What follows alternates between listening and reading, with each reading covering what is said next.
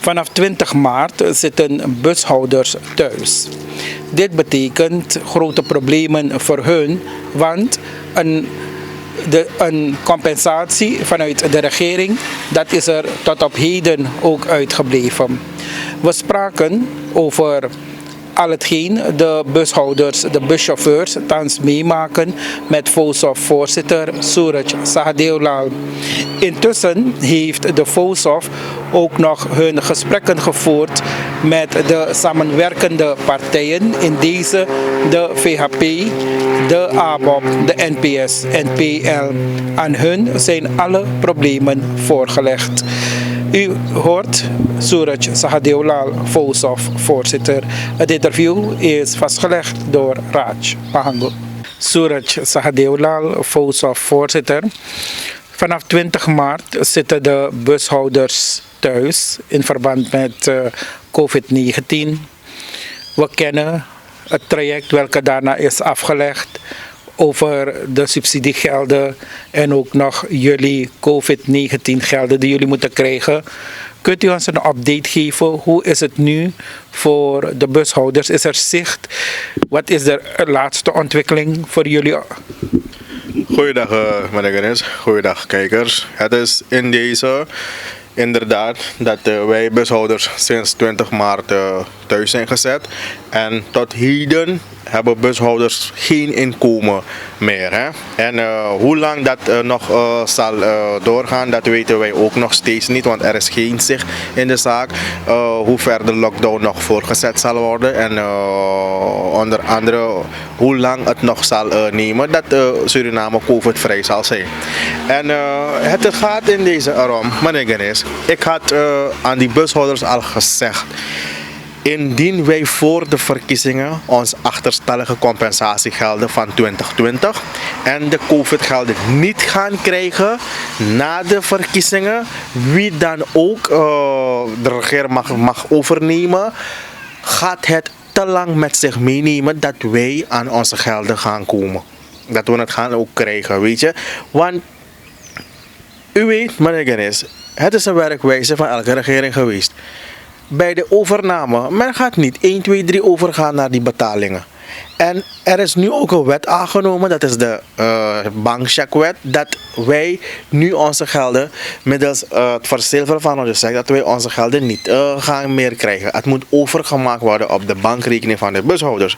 Het is in deze dat er afgelopen week door de organisatie die belast is met de uitbetaling van de compensatie, er door hun bekend is gemaakt dat wij bushouders die nog niet in de gelegenheid waren of laat hadden gehoord, dat zij dan hun bankrekeningnummer alsnog moeten inleveren.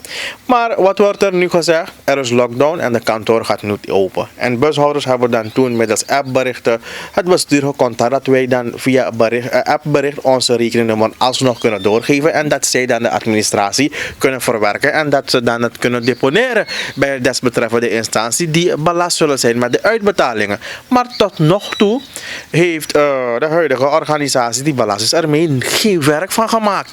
En bushouders bellen mij elke dag. Ze zeggen mij ze hebben geen inkomen. Ze weten niet hoe ze nu rond moeten komen met de kosten die zij hebben. Ze hebben gezinnen, 3, 4 kinderen. Ja, en men weet niet hoe verder meer. En ze vragen mij steeds wanneer krijgen wij onze geld. En ik heb ook geen antwoord meer voor ze. Ja, wat moet ik ze zeggen? Want de proces die er is ingezet met betrekking tot het inleveren van de stukken wordt maar tegengehouden door de huidige organisatie die belast is met de werkzaamheden van de bushouders. Er wordt geen moeite gedaan om die informaties achteraf nog te gaan verwerken met moderne technologie en dat wij dan die informaties toch nog kunnen delen met het ministerie. Het wordt niet gedaan, meneer Ganesh. En ik had deze jongens gewaarschuwd en uiteindelijk alles wat ik in het verleden tot heden heb gezegd is naar voren gekomen en het berust uiteindelijk op de waarheid. En ik weet ook waarom de huidige organisatie geen moeite doet, want wanneer de gelden niet op de rekening van de bushouders gestort gaat worden, gaat men toch geen jank meer kunnen maken. Je hebt daarbij geen baat bij. Je gaat niet vergoed worden door de staat, toch? Dus je hebt daarbij niets te verdienen en daarom hebben ze dan gewoon rustig gelaten. Men mag bekijken wanneer de lockdown voorbij is. Gaat het nog 2 maanden nemen? Gaat het nog 1 maand nemen? Dan pas gaat men over tot werken. En dat wij dan in deze dan, ik denk dat wij dan in de gelegenheid gaan zijn dat wij ons gelden alsnog gaan krijgen. Maar dat is geen werkwijze van een organisatie. Al die ambtenaren die thuis zitten, ze krijgen hun geld toch? Al die politici die daar zijn, ze krijgen hun geld toch? Waarom kunnen dan die bushouders hun geld daar niet krijgen? Waarom moet het een probleem zijn? Of is het de organisatie die de vertegenwoordiger zo tussen aanhaling tegen speelt namens de bushouders, dat zij geen moeite doen voor ons als bushouders? En ik denk dat dat het geval is en daarom komt er geen zicht in de situatie. Wij waren met een paar bushouders naar het kabinet geweest, hè? We waren bij de heer Van der Zand geweest. Hij heeft ons ontvangen. Hij heeft gezegd van, heren, komen jullie met een lijst wie wij allemaal moeten uitbetalen. We hebben gezegd van, luister, wij hebben lijst niet ter beschikking. Het is de organisatie die belast is ermee. Zij hebben alle informatie. Er is gebeld naar hun toe. Ze zeggen van, ze hebben geen overzicht van die bushouders. Er was de laatste overzicht en die had men overhandigd aan het directoraat van OWTC. Nu bellen wij naar het directoraat toe. Het directoraat zegt van dat die gegevens bij de heer Hoefdraad ligt. Ja, en nu hebben wij weer teruggekoppeld met de heer Van der Zand. De heer Van der Zand zegt van, hij heeft nog geen enkele stukken ter beschikking gehad. En daarna is er weer teruggekoppeld met de organisatie die belast is met de uitbetalingen. En die zegt van, wij moeten onze bankrekeningnummer opnieuw inleveren. Ziet u, meneer Ganesh, hoe deze mensen werken en hoe zaken stagnerend aflopen. En dat is geen stijl van werken. Er zijn ondernemers die sinds 20 maart thuis zijn. En er zijn mensen die letterlijk afhankelijk zijn van één inkomen. Bushouders zijn geen rijke mensen. Er zijn een groot deel die nog andere dingen hebben en dat zij nog uitkomen. Maar er zijn mensen die letterlijk afhankelijk zijn van hun inkomen wat de bussen brengt.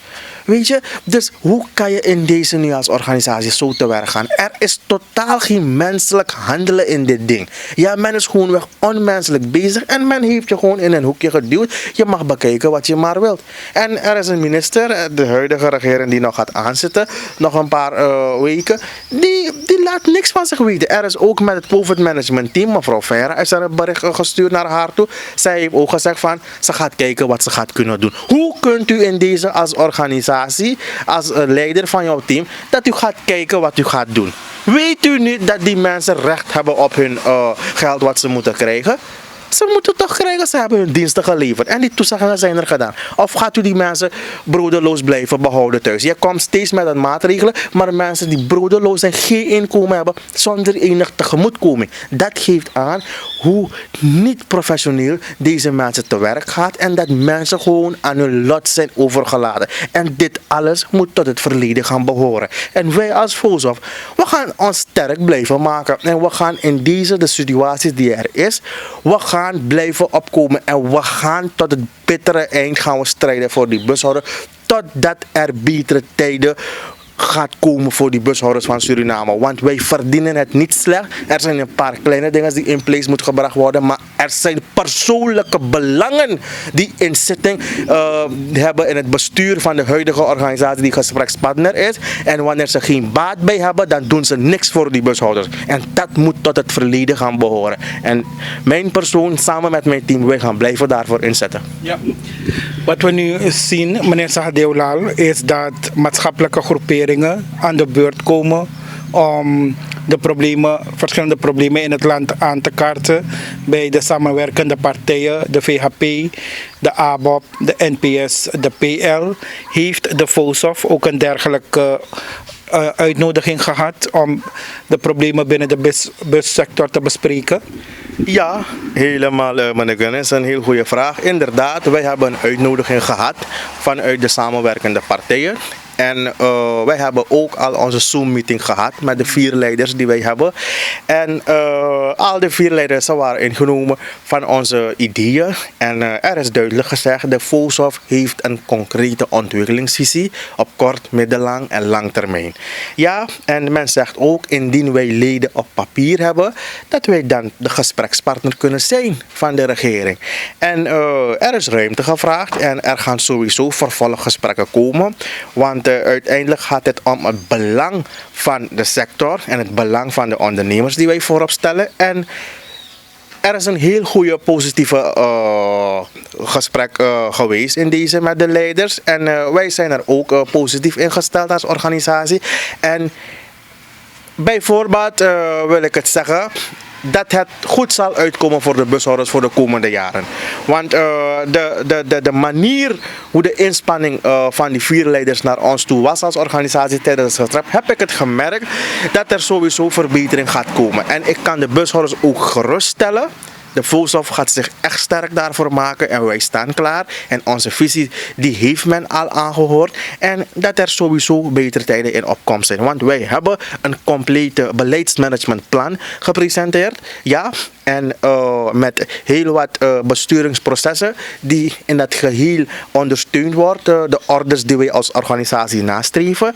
En we hebben het kenbaar gemaakt. En men is inderdaad echt onder de indruk geweest van ons als organisatie. En wij hebben een compleet visie voor niet voor de paar jaren. We hebben voor de komende jaren een complete visie gepresenteerd. En de regering ziet in deze dat de Vosov het grotere belang, het grotere plaatje van ons openbaar vervoerssysteem heeft kunnen presenteren. En dat wij het denken en de capaciteit als organisatie wel ter beschikking hebben. En dat zij dan in deze sowieso als regering invulling gaan willen geven. Want uiteindelijk gaat de credits naar de regering die de uitvoering uiteindelijk waarmee ze belast gaan zijn en dat zij dan uiteindelijk de credits ervan gaan krijgen dat er uiteindelijk een efficiënt openbaar vervoerssysteem ter beschikking gesteld is naar de gemeenschap toe. Ja, heer Sahadeulal, kunt u concreet en puntgewijs aangeven wat de nieuwe regering voor jullie moet doen zodra ze aantreden? Kijk, meneer Ganesh, het gaat in deze erom dat tarievenbeleid van ons, brandstofcompensatiebeleid, financieringsbeleid, vergunningenbeleid. Je hebt ook dan de veilig transportbeleid die erbij komt kijken. Je hebt dan de trajectontwikkelingbeleid. Daarbij komt ook kijken importbeleid van bussen, importbeleid van onderhoudsmiddelen. Je hebt ook dan de communicatie en organisatiebeleid. En je hebt ook in deze dat wij als organisatie hebben een compleet openbaar vervoer management applicatie om het geheel openbaar vervoerssysteem in acht te blijven houden en dat je daarmee kan monitoren. Dat dit ons eigenlijk concrete voorstellen is geweest naar de regering toe en dat wij verwachten dat er indien na het aanzetten ervan dat er dan werk van gemaakt wordt en dat wij sowieso punten die ik puntsgewijs heb opgenoemd, dat er korttermijn oplossingen zijn, middellang termijn en lang termijn en dat er gewerkt gaat moeten worden met al deze punten. Ja. Uw leden en niet-leden zullen nu kijken naar het interview. Heer Sahadeulal, zegt u dat u ervan zeker bent dat vanaf vandaag tot naar de overgangsregering er niets meer voor jullie gedaan zal worden? Krijgt u dat gevoel? Helemaal. Helemaal. Ik denk dat er... Men hoeft niets te verwachten. Men hoeft niets te verwachten van deze regering meer, want het is nog een paar weken. Ja, en er gaat niks over gemaakt worden voor de bushouders. Dus probeer u toch op een of andere manier uit te komen met wat gelden die u nog heeft. Ja, verwacht u niet dat er nog ervan wat nog terecht zal komen. Ik denk dat wij met de gerust gevoelens de nieuwe regering de alle ruimte moeten geven en dat zij ons zaken voor eens en altijd de problemen die wij hebben met spoed tot verleden gaat laten behoren. En natuurlijk in de stabiliserende fase dat wij ons sector herleefbaar gaan maken en dat er daarna de fase van de vervangingsinvestering en de continuïteit en de groei van de sector, dat er daarna dan gehandhaafd zal worden middels efficiënt beleidsvorming. En dat is wat wij als organisatie nastreven en voorop stellen en dat de bushouders zich gerust moeten voelen met de aantreden van de nieuwe regering en dat wij zeker betere tijden tegemoet zullen gaan gaan. Want de nieuwe regering die zal aankomen, men straalt vertrouwen uit, nationaal, internationaal. En ik denk dat ondernemers daarbij zeker baat bij zal hebben.